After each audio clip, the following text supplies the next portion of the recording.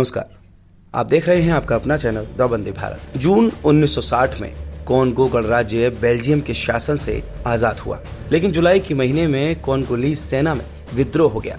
ये गोरों और कालों के बीच हिंसक होने लगा।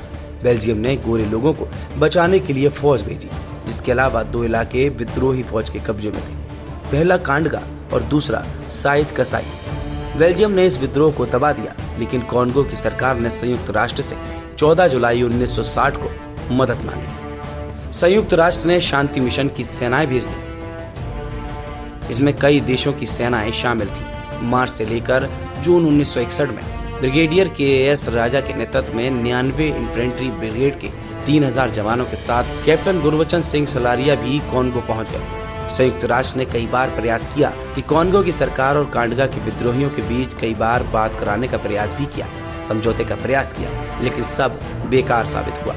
फिर संयुक्त राष्ट्र शांति सेना को बल प्रयोग करने का आदेश दे दिया गया। कांडगा विद्रोहियों ने पूरे शहर में रोड ब्लॉक्स बना रखे थे। शांति सेना के साथ गए भारतीय फौजी एक गोरखा राइफल्स के मेजर अजीत सिंह को पकड़ लिया गया। बाद में उन्हें मार डाला। इसके बाद यूएन ने सख्ती के साथ विद्रोहियों से निपटने के निर्देश दे डाले। 4 दिसंबर 1961 की बात है। एलिजाबेथ विले के शहर और उसके नजदीकी एयरपोर्ट के बीच कांडगा विद्रोहियों ने कई सारे रोड ब्लॉक्स खड़े कर दिए थे। इसके बाद संयुक्त राष्ट्र की सेना ने ऑपरेशन उनोकट शुरू किया। 5 दिसंबर 1961 को एक गोरखा राइफल्स की 3री बटालियन को रोड ब्लॉक्स हटाने का काम सौंपा गया, क्योंकि एलिजाबेथ विले एयरपोर्ट से आना जाना नहीं हो पा रहा था। इन रोड ब्लॉक्स के आसपास 150 कांडगा विद्रोहियों ने घात लगा रखी थी। वहीं पर 2 बख्तरबंद वाहन थे। पहले प्लान था कि चार्ली कंपनी के मेजर गोविंद शर्मा हमला करेंगे। अल्फा कंपनी के एक प्लाटून के साथ कैप्टन गुरबचन सिंह सलारिया थे। एयरपोर्ट की सड़क के पास थे। मकसद था विद्रोही हमला करें तो उन्हें खत्म करना और उन्हें भागने भी नहीं देना। उसके अलावा सारी की सारी अल्फा कंपनी रिजर्व में तैनात थी। दोपहर में रोड ब्लॉक्स को हटाने की जिम्मेदारी दी गई। साथ ही कहा गया कि विद्रोहियों का सफाया करो। कैप्टन सलारिया और उनका साथी जवान मौके पर पहुंच गए। करीब 1400 मीटर दूर एक रोड ब्लॉक के पीछे छिप गए। फिर उन्होंने अपने रॉकेट लॉन्चर से विद्रोहियों के 2 बख्तरबंद वाहनों की धज्जियां उड़ा दी। इस हमले से कांडगा विद्रोही परेशान और हैरान हो गए। उन्हें समझ नहीं आया कि अचानक ये हमला कहां से हुआ। सलारिया ने रेडियो पर कहा कि मैं जा रहा हूं उन पर हमला करने और हम ही जीतेंगे। कैप्टन सलारिया के प्लाटून में सैनिकों की संख्या विद्रोहियों की तुलना में बहुत कम थी, लेकिन गोरखा कहाँ मानने वाले। आयो गोरखाली का युद्ध घोष करते हुए इन लोगों ने खुकरी से विद्रोहियों पर हमला किया। सलारिया और उनके साथियों ने खुकरी के हमले से ही 40 विद्रोहियों को मार डाला।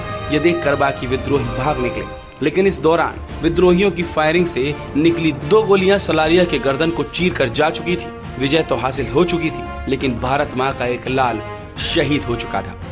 कैप्टन गुरबचन सिंह सलारिया अविभाजित भारत के पंजाब राज्य यानी जो अब पाकिस्तान में शंकरगढ़ में 29 नवंबर 1935 में पैदा हुए थे। मुंशी राम और धनदेवी की 5 औलादों में से वो दूसरे नंबर पर थे। उनके पिता ब्रिटिश इंडियन आर्मी के हॉटसन हॉर्स रेजिमेंट में डोगरा स्क्वाड्रन में फौजी थे। अपने पिता को देखकर और उनकी कहानियां सुनकर सलारिया ने सेना में शामिल होने का फैसला किया था।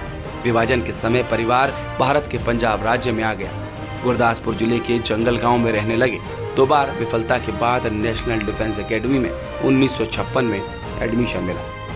फिर 1957 में इंडियन मिलिट्री एकेडमी चले गए थे। अगर आपको भी ये वीडियो पसंद आई हो तो इस वीडियो को लाइक जरूर करें।